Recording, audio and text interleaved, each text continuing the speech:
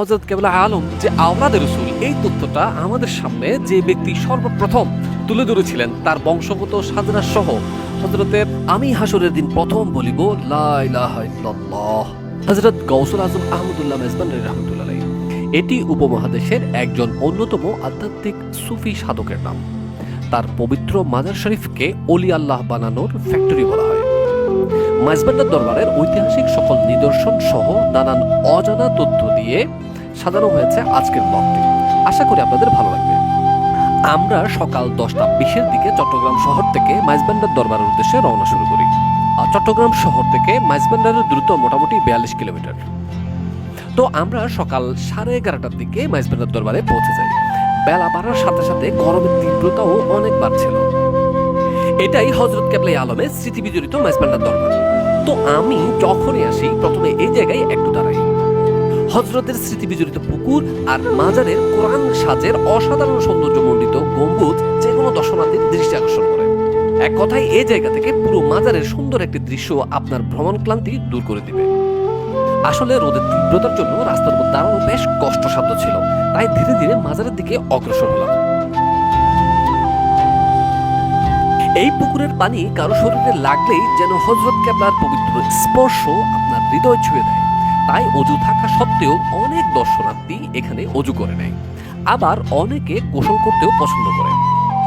আমি অজুর কাছে সেরে নিয়ে মহান সুফি সাধক হযরত কেবলা আলমের মাজারে প্রবেশ ফটক দিয়ে প্রবেশ করি। এখানে একটা কথা বলে রাখি, ভেতরের ছবি বা ভিডিও ধারণ করা সম্পূর্ণ নিষেধ।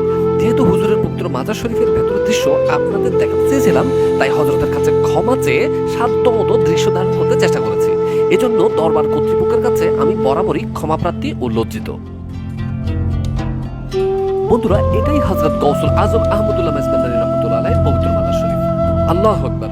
হযরত কেবলা এমন একজন মহান আধ্যাত্মিক সুফি সম্রাট, যার কদমে পাকের কাছে আপনি একটু চোখ বন্ধ করে দাঁড়ালেই যেন জান্নাতি একটা অনুভূতি আপনার হৃদয়ে কাজ করবে। আমি ওনার পবিত্র মাজারে কদমের পাশে বেশ কিছুক্ষণ দাঁড়িয়েছিলাম। যতক্ষণ দাঁড়িয়েছিলাম আমার মনে শুধু একটা কথাই আসছিল, তু জিন্দা হে আল্লাহ, তু জিন্দা হে আল্লাহ, মেরে চশমে আলম সে চুপ জানে ওয়ালে।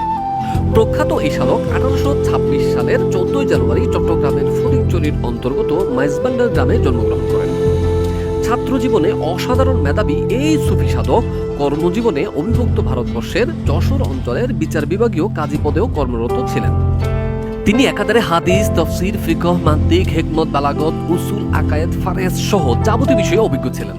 তিনি পাকিস্তানের লাহোরের কাদরিয়া তরিকার বিখ্যাত শায়েখ হযরত আবু শাহমা সালেহ লাহোরী রাদিয়াল্লাহু তাআলা আনহুর কাছে বায়াত গ্রহণ পূর্বক তার অন্যতম প্রধান খলিফা ও বেলায়েতের সুউচ্চ মকাম হাসিল করেন। ওনার কত হাজার কারামত আছে একমাত্র আল্লাহ রাব্বুল আলামিন ভালো জানেন। আল্লাহর এই মহান ওলি 1906 সালের 23 জানুয়ারি বাংলা সন হিসেবে 1313 সালের 10 মাঘ সোমবার রাতে 80 বছর বয়সে ইন্তেকাল করলে এখানেই সমাহিত করা হয়। হযরত কেবলার জিয়ারত শেষে আমি জিয়ারত করতে গেছিলাম এই দরবারের আরেক উজ্জ্বল নক্ষত্র হযরত গোলামুর রহমান মেজবান্ডারী, যিনি বাবাজান কেবলা হিসেবেও সমধিক পরিচিত। আর সম্পর্কের দিক থেকে তিনি হযরত কেবলার ভাইয়ের ছেলে। তার অতি সৌন্দর্যের কারণে তাকে সানিয়ে হযরত ইউসুফ আলাইহিস সালাম হিসেবেও অভিহিত করা হয়। যেহেতু ওনার মাজার ভবনের সংস্কার কাজ চলমান, তাই বাইরে থেকে জিয়ারত করে চলে গেলাম তার হুজরা শরীফ বা বিশ্রামাগারে।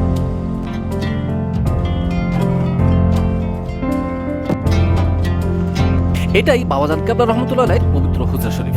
এখানেই তিনি আরাম করতেন। এটিকে তার হুক্কার নল বা অনেকেই নল জল কিংবা হুকি নামেও চেনে। এই হুকির মাধ্যমে তিনি হুক্কা খেতেন। ওই সময়ে হুক্কার বেশ প্রচলন ছিল। এটি বাবাজান কেবলা রাহমাতুল্লাহ আলাইহির স্ত্রীর কামরা, যা হুজুরের কামরার সাথে লাগানো। এই কক্ষে এসে মেঝেতে এক ছোট্ট সোনামণিকে শুয়ে থাকতে দেখে দৃশ্যটি আমি ক্যামেরাবন্দি করলাম। এটি বাবাজান কেবলার মাজারের নবনির্মিত ভবনের নকশা, অর্থাৎ ভবনের নির্মাণ কাজ শেষ হলে মাজারটি এরকমই দেখাবে। তো আমি এরপর চলে আসলাম হযরত আহমদুল্লাহ মেজবান্ডারী রাহমাতুল্লাহ আলাইহির পবিত্র হুজরা শরীফ জিয়ারত করতে।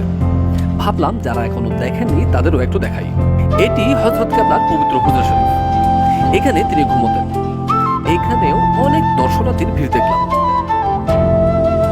এটা তার পাশের কামরা। এখানে হযরত কেবলা আলম তার ভক্ত মুরিদদের সাথে বসে দুপুরে এখানে একটু আরাম করতেন। মাইজবান্ডার দরবার থেকে প্রায় ৬০-৬৫ কিলোমিটার দূরে কোদালা পাহাড়ে হযরত কেবলার এক মুরিদকে একটি হিংস্র বাঘ আক্রমণ করলে এই পুকুরে অজুরত হযরত কেবলা তার হাতের বদনা ছুঁড়ে মারলে উপস্থিত সকলেই দেখে বদনাটি পুকুরের মাঝে পড়ে গেছে। অথচ বদনাটি গিয়ে পড়ে হামলাকারী বাঘের মাথায়। আঘাতপ্রাপ্ত বাঘ পালিয়ে গেলে ওই মুরিদ দেখতে পান বাঘের মাথায় যে পাত্রটি উড়ে এসে সজোরে পড়লো সেটি তার পীর মুর্শেদের অজু করার প্রিয় পাত্রটি। পরবর্তীতে তিনি বদনাটি নিয়ে হযরতের কদমে হাজির হলে সকলের কাছে হুজুরের কারামতটি প্রকাশ পায়। আসলে পুকুরটি যতবারই দেখি হুজুরের এই কারামতের কথা মনে পড়ে। রতনের রতন ছিলেন হুজুর হযরত কেবলা আলম যে আওলাদে রাসূল, এই তথ্যটা আমাদের সামনে যে ব্যক্তি সর্বপ্রথম তুলে ধরেছিলেন, তার বংশগত সাধারণ হযরতের আওলাদে পাকের হাত তুলে দিয়েছিলেন, ওই ব্যক্তি হচ্ছে বানিয়া জশ্নে জুলুসি ঈদে মিলাদুন নবী হুজুর সৈয়দ মোহাম্মদ তৈয়ব শাহ রাহমাতুল্লাহ আলাইহি। তিনি ওই হাস্তি যিনি সর্বপ্রথম মাইজবান্ডার আওলাদে পাক অর্থাৎ হযরত কেবলায়ে আলম যে আওলাদে রাসূল, এই তথ্যটা বিশ্ববাসীর সামনে তুলে ধরেছিলেন। আরেকটা কথা, সেটা হচ্ছে আমরা হযরত আহমদুল্লাহ মাইজবান্ডারি কিবলা কাবাকে আমরা যে আপনার গৌসুল আজম বলে অভিহিত করে থাকি, এই তথ্যটা সর্বপ্রথম যে ব্যক্তি আমাদের দিয়েছিলেন তিনি হচ্ছেন গাজী দ্বীন মিল্লাত হযরত ইমাম শেরে বাংলা রাহমাতুল্লাহ আলাইহি। তিনি তার কাশফের মাধ্যমে স্বপ্নযুগে এইটা আদিষ্ট হয়েছেন যে আল্লাহ রাব্বুল আলামিন হুজুর পাক সাল্লাল্লাহু আলাইহি ওয়াসাল্লামের মাধ্যমে এই গৌসুল আজম উপাধিটা হযরত কেবলাকে আল্লাহ রাব্বুল আলামিন দান করেছেন। কিন্তু আফসোসের বিষয় সেটা হচ্ছে বাংলাদেশের আলেমে কারামে অনেক দরবার আছে, হক বরহক দরবার আছে, সে সমস্ত বরহক দরবারের আউলিয়া কারামগণের নামের উপাধির সামনে ওনারা কি করেন গৌসুল আজম এই উপাধিটা আবেগের বসে বা কিভাবে কেন জানি তারা যুক্ত করে দেন। আসলে সেটা বাড়াবাড়ি ছাড়া কিছুই নয়।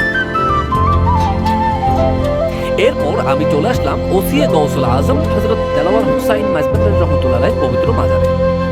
এটা তার মাজারে পাকের বাইরের দৃশ্য, আর সম্পর্কে তিনি হযরত কেবলা আলমের নাতি হন।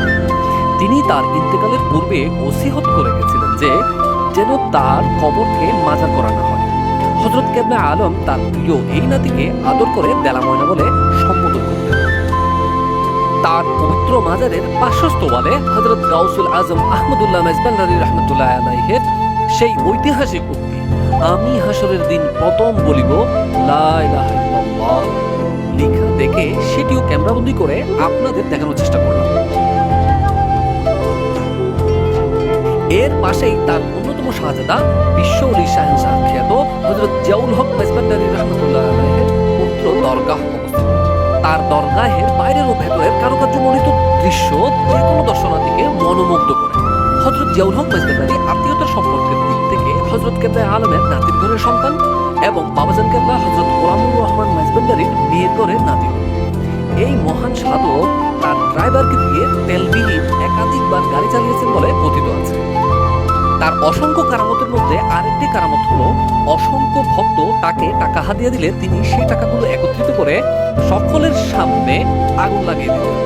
সমাজের যে সকল মানুষ অন্যায়, অবিচার, সুদ, ঘুষের টাকা তাকে হাদিয়া দিতেন তা অনায়াসে জ্বলে যেত। পক্ষান্তরে যারা হালাল পন্থায় আয় করতেন তাদের প্রদানকৃত হাদিয়ার টাকাগুলো আগুনে জ্বলত না। আর তিনি এমনটি প্রায় করতেন। দরবারের খাবার অনেক সুস্বাদু, অনেক মজা হয়, সেজন্য দরবারের লাঞ্চ করে আল্লাহর নাম নিয়ে বিদায় নিলাম। তো বন্ধুরা, এটাই ছিল আজকের আয়োজন। কেমন লেগেছে আপনি কমেন্ট বক্সে জানাতে পারেন। দেখা হবে অন্য কোনো ব্লগে। সে পর্যন্ত ভালো থাকবেন, সুস্থ থাকবেন। আল্লাহ হাফেজ। আসসালামু আলাইকুম।